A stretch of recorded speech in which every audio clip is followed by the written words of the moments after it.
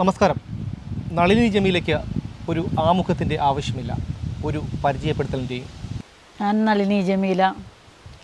കുറേയധികം കാര്യങ്ങൾ നിങ്ങളായിട്ട് ഷെയർ ചെയ്തു. വീണ്ടും എനിക്ക് എൻ്റെ യാത്രയിൽ കൂടെ പോകുമ്പോൾ, പ്രത്യേകിച്ച് ഞങ്ങൾ സംഘടനാ പ്രവർത്തനം നടത്തുമ്പോൾ, ആ സംഘടനയിൽ വളരെ ശക്തരായ, വളരെ വ്യത്യസ്ത രീതിയിൽ ശക്തരായ രണ്ടുപേരെയാണ് പറയാനുള്ളത്. ആദ്യം എൻ്റെ മനസ്സിലേക്ക് ഓടിയെത്തുന്നത് ലിസിയാണ്. ലിസി തീരെ വിദ്യാഭ്യാസമില്ലാത്ത, ആരോടെങ്ങനെ ഇടപെടണം എന്നറിയാത്ത, വലിയ സാമൂഹ്യ പ്രതിബദ്ധതയൊന്നും ഇല്ലാത്തൊരു സ്ത്രീയായിരുന്നെങ്കിലും ഒരു സെക്സ് വർക്കറുടെ ഒരു പ്രശ്നം എന്ന് പറഞ്ഞിട്ട് ഇടപെടേണ്ടി വരുമ്പോഴോ, അല്ലെങ്കിൽ അവരുടെ അവകാശങ്ങൾക്ക് വേണ്ടി ഇടപെടേണ്ടി വരുമ്പോഴോ, ഞങ്ങളുടെ സംഘടനാ പ്രവർത്തനത്തിൽ ഓടിച്ചെന്ന് ആരോടും എന്തും പറയാം, നിങ്ങൾക്ക് എന്നെ ഒന്നും ചെയ്യാൻ പറ്റില്ല എന്ന് ഏറ്റവും അഹങ്കാരത്തോടു കൂടി ചെന്ന് പോലീസ് സ്റ്റേഷനുകളിൽ സ്ത്രീകളെ അറസ്റ്റ് ചെയ്യുമ്പോഴും, പ്രത്യേകിച്ച് സെക്സ് വർക്കറെ അറസ്റ്റ് ചെയ്യുമ്പോഴും, അവർക്ക് അവിടെ വെച്ച് പീഡനം ഉണ്ടാകുമ്പോഴും ഓടിച്ചെന്ന് തെറി വിളിച്ചിട്ട്, പോലീസുകാരെ തെറി വിളിച്ച് ഓടിച്ചിട്ട് അവരെ പേടിപ്പിച്ച് നിർത്തിയിരുന്ന എറണാകുളമാണ് ലിസിയുടെ തട്ടകം. പ്രത്യേകിച്ച് റൗഡികളും പോലീസും സെക്സ് വർക്കറെ ഒരുപാട് ഉപദ്രവിച്ചിരുന്ന സ്ഥലമാണ്, ഒരുപാട് അറസ്റ്റ് ചെയ്തിരുന്ന സ്ഥലമാണ്. അറസ്റ്റ് എന്നുള്ള പേരിൽ അവരുടെ കയ്യിലുള്ള പൈസ തട്ടിപ്പറക്കിൽ അടക്കം പെണ്ണുങ്ങളെ പേടിപ്പിച്ചിരുന്നൊരു സ്ഥലമാണ്. പക്ഷേ ലിസി അവിടെ വരുന്നുണ്ട് എന്ന് പറഞ്ഞാൽ റൗഡികളും പോലീസും ഒരേപോലെ പേടിക്കും. കാരണം ലിസിയുടെ കയ്യിൽ എപ്പോഴും മുളക് പൊടി സ്റ്റോക്ക് ഉണ്ടാവും.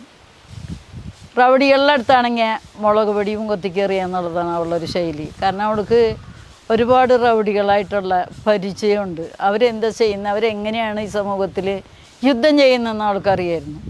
നേരെ മറിച്ച് പോലീസുകാരൻ്റെ അടുത്താണെങ്കിൽ കാരണമില്ലാതെ ഒരു പോലീസുകാരൻ അവളെ എന്തെങ്കിലും പറയുമോ, അല്ലെങ്കിൽ അവളെ അറസ്റ്റ് ചെയ്യാൻ വേണ്ടി വന്നാൽ കണ്ണടിച്ച് പോകുന്ന തെറി എന്നൊക്കെ പറയുന്ന രീതിയിൽ മലയാള ഭാഷ തോറ്റു പോകുന്ന തെറിവിളികളിൽ കൂടിയാണ്.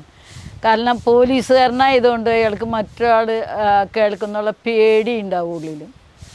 അപ്പോൾ ആ ഒരു പേടി മുതലെടുത്തിട്ട് അവളുടെ ശക്തി കാണിച്ചിട്ട് ഞങ്ങളുടെ സംഘടനയ്ക്ക് ഏറ്റവും ശക്തമായ ഒരു നിലപാടെടുത്ത് ഞങ്ങളോടൊപ്പം എന്ന് പറയില്ല, അവളോടൊപ്പം ഞാൻ വേണമെങ്കിൽ പറയണം, അങ്ങനെ നിന്ന ഒരാളാണ് ലിസി. അതിൻ്റെ നേരെ വ്യത്യസ്തമായ ഒരു സ്ഥലം കൈയടക്കി വെച്ച ആളാണ് സാബിറ. സെക്സ് വർക്കർക്ക് ഒരു സംഘടന ഉണ്ടാക്കണമെന്ന് തീരുമാനിക്കുമ്പോൾ, സെക്സ് വർക്കർ എന്ന് പറഞ്ഞതിന് ഒരു വർക്കർ എന്നുള്ളതോ, ഒരു ലൈംഗിക തൊഴിലാളി, സെക്സ് വർക്കർ എന്ന് അങ്ങനെ ഒരു പേരൊന്നും ഉണ്ടായിരുന്നില്ല. ഓരോ നാട്ടിനും ഓരോ ഭാഷ എന്ന് പറഞ്ഞ മാതിരി ഓരോ ഏരിയയ്ക്കും സെക്സ് വർക്കറെ വിളിച്ചിരുന്നത് ഓരോ ഭാഷയാണ്. പെട്ടീന്നോ, താട്ടീന്നോ, കൊടുപ്പെന്നോ, അങ്ങനെ കുറേ ഭാഷകളായിരുന്നു. പ്രത്യേകിച്ച് കോഴിക്കോടിന് തനി ഭാഷയായിരുന്നു. അവിടെ ഒരു ബ്രോക്കറിയൊക്കെ കയറെന്ന് വിളിക്കുക, കയറൻ എന്നൊക്കെ വിളിക്കുമ്പോൾ മറ്റൊരാൾ കേൾക്കുമ്പോൾ ഒന്നും മനസ്സിലാവില്ല, ഇത് ആരെ എന്താ വിളിക്കുന്നത്. പക്ഷെ കയറെന്ന് പറയുന്നത് നല്ല ചീത്തയാണ്. പക്ഷെ ചീത്ത വാക്കാണെന്ന് അറിയണമെങ്കിൽ കയറൻ എന്താണെന്ന് അറിയണം. അപ്പോൾ ആ രീതിയിൽ ഉള്ളൊരു സ്ഥലത്താണ് അവൾ നിന്നത്. പക്ഷേ സെക്സ് വർക്കർ സംഘടനയുടെ സ്റ്റാർട്ടിങ് ഡൽഹിയിൽ നടക്കുമ്പോൾ ആ മീറ്റിങ്ങിൽ പങ്കെടുക്കാൻ പാവപ്പെട്ടവരിൽ പാവപ്പെട്ടവർ, അതായത് കൂടുതൽ സംസാരിക്കാത്ത, ബഹളുണ്ടാക്കാത്ത, ഒതുങ്ങിപ്പോകുന്ന സാബിറെ പോലെയുള്ള കുറച്ച് ആൾക്കാരെയാണ് കൊണ്ടുപോയിരുന്നത്. അപ്പോൾ അവർക്കറിയാം നോൺ സെക്സ് വർക്കറാണ് ഇതൊക്കെ തീരുമാനം എടുക്കുന്നത്. സെക്സ് വർക്കർക്ക് അവിടെ സംസാരിക്കാൻ റോളില്ല. നമ്മുടെ മരിച്ചുപോയ സുഗതകുമാരി കേരളം പോലെയുള്ള ഒരു സ്ഥലത്ത് ലൈംഗിക തൊഴിലാളികളെ HIV ബോധവൽക്കരണം നടത്തേണ്ട ആവശ്യമില്ല എന്നും അവിടെ അങ്ങനെ ഒരു ആവശ്യം വരില്ല എന്നൊക്കെ പറഞ്ഞപ്പോൾ പെട്ടെന്ന് സ്ഥലം സന്ദർഭം നോക്കാതെ കയറി നിന്നിട്ട്, അല്ല കേരളത്തിൽ അങ്ങനത്തെ ആൾക്കാരൊക്കെ ഉണ്ട്, അവൾക്ക് പക്ഷേ ലൈംഗിക തൊഴിലാളിയെന്നോ അല്ലെങ്കിൽ സെക്സ് വർക്കറൊന്നും വന്ന് പറയാനറിയില്ല. ഞങ്ങളിങ്ങനെ പോകുന്ന പെണ്ണുങ്ങളുണ്ട്, കയറന്മാരും ഉണ്ടെന്ന്. അപ്പോൾ ശരിക്കും പറഞ്ഞാൽ മലയാളിക്ക് പോലും തിരിച്ചറിയാത്ത രീതിയിലാണ് അവൾ സംസാരിച്ചത്. പക്ഷെ അവൾ പറഞ്ഞത് എങ്ങനെയാണെന്നുള്ളതല്ല, അവളുടെ ആശയം ഡൽഹി പോലെ സ്ഥലത്ത് വലിയൊരു ഗ്രൂപ്പിൻ്റെ അടുത്ത് അവൾക്ക് പറഞ്ഞ് അവതരിപ്പിക്കാൻ പറ്റി. അതുപോലെ തന്നെ പോലീസ് പീഡനം എന്ന് പറഞ്ഞപ്പോൾ അവിടെ പോലീസ് സ്റ്റേഷനിൽ വെച്ചിട്ട് സൂറ എന്ന് പറഞ്ഞൊരു സ്ത്രീനെ പോലീസുകാർ ബലാത്സംഗം ചെയ്ത് കൊന്നിട്ടുണ്ടായിരുന്നു. അവരെ അറസ്റ്റിനെ എതിർത്തുകൊണ്ടാണ് അവരെ കൊന്നത്. ആ വിഷയം അവതരിപ്പിച്ചിട്ട് അത് പോലീസുകാർ അവളോട് എന്തൊക്കെ ക്രൂരതയെ കാണിച്ചതെന്ന് ഇവളെയും കൂടെ അറസ്റ്റ് ചെയ്തിട്ടുണ്ടായിരുന്നു. അതിലെന്താ സംഭവിച്ചതെന്നും അതിലവൾക്ക് തല്ലുകൊണ്ടിട്ട് ചോറില്ലാണ്ട് തല്ലുകൊണ്ടിട്ട് അവളൊരു മാറ് പഴുക്കുകയൊക്കെ ചെയ്തു. ആ മാറിനെ സാരി മാറ്റിയിട്ട് തുറന്നു കാട്ടിയിട്ടാണ് അവൾ ആ ആശയം അവിടെ അവതരിപ്പിച്ചത്. ആശയപരമായിട്ട് വാക്കുകളെ കൊണ്ട് കാര്യങ്ങൾ ഭംഗിയായിട്ട് അവതരിപ്പിക്കാൻ പറ്റുന്ന ഒരുപാട് പേരുടെ അടുത്ത് ആശയങ്ങളല്ല അനുഭവങ്ങളാണ് ഞങ്ങളെ പറയാൻ പഠിപ്പിക്കുന്നതെന്ന് പറയുന്ന രീതിയിൽ വളരെ ശക്തമായിട്ട് അതിനെ പറഞ്ഞു ഫലിപ്പിച്ച് പിന്നീട് എപ്പോഴും സെക്സ് വർക്കർ സംഘടനാ പ്രവർത്തനങ്ങളിലും HIV ബോധവൽക്കരണങ്ങളിലും ഞങ്ങളോടൊപ്പം ഉണ്ടായിരുന്ന ആളാണ്. പക്ഷെ അങ്ങനെ ഉണ്ടായിരുന്ന ആൾ തുടക്കത്തിൽ തന്നെ HIV ബാധിച്ചിട്ടാണ് ആ സ്ത്രീ മരിക്കുന്നത്.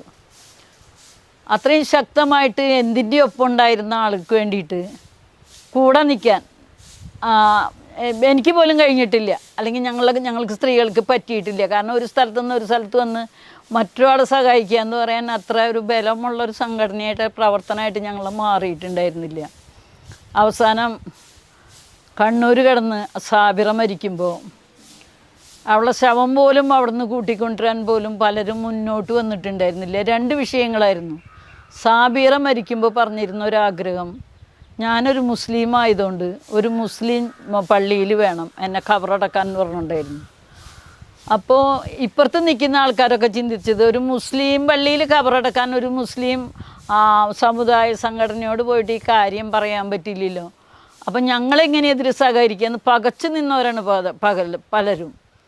പക്ഷെ അവിടെ ഞാനൊരു സംഭവം കണ്ടെത്തിയത് എന്താണെന്ന് വെച്ചാൽ, ഞങ്ങൾ കുറേ ആൾക്കാർ പറഞ്ഞു, നിങ്ങൾ സാബിറയ്ക്ക് വേണ്ടി എന്തെങ്കിലും ചെയ്യുന്നുണ്ടെങ്കിൽ ഒരു പക്ഷേ നാളേക്ക് ഞങ്ങൾ മുസ്ലിമായി മാറാനുള്ളൊരു സാധ്യത ഉണ്ട് എന്നുള്ള പോലെ.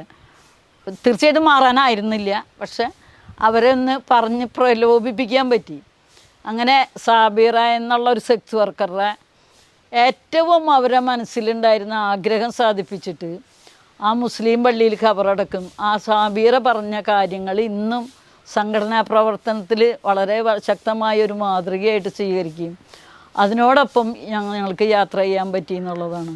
സെക്സ് വർക്കറെ സംഘടനാ പ്രവർത്തനങ്ങളിലെ പലവരെയും പറ്റി ആലോചിക്കുമ്പോൾ ശക്തമായൊരു സ്ത്രീയായിട്ട്, പക്ഷെ കാഴ്ചയ്ക്ക് വളരെ പാവമായൊരു സ്ത്രീയായിട്ടും എന്താണ് തനിക്ക് പറയാനുള്ളതെന്ന് പറയാൻ പറ്റുന്ന ഒരാളായിട്ടും കാണിച്ചത്. അപ്പോൾ ശക്തി എന്നുള്ളത് ഒരിക്കലും നമ്മുടെ ബലത്തിലല്ല, നമ്മളെ ആശയം നമ്മൾ മറ്റുള്ളവരിലേക്ക് കൊണ്ടുവരണമെന്ന് നമ്മൾ തീർച്ചയായിട്ടും തീരുമാനിച്ചാൽ നമുക്ക് പറ്റും, നമുക്കെന്ത് ചെയ്യാൻ പറ്റും എന്നാണ് എനിക്ക് നിങ്ങളോട് പറയാനുള്ളത്.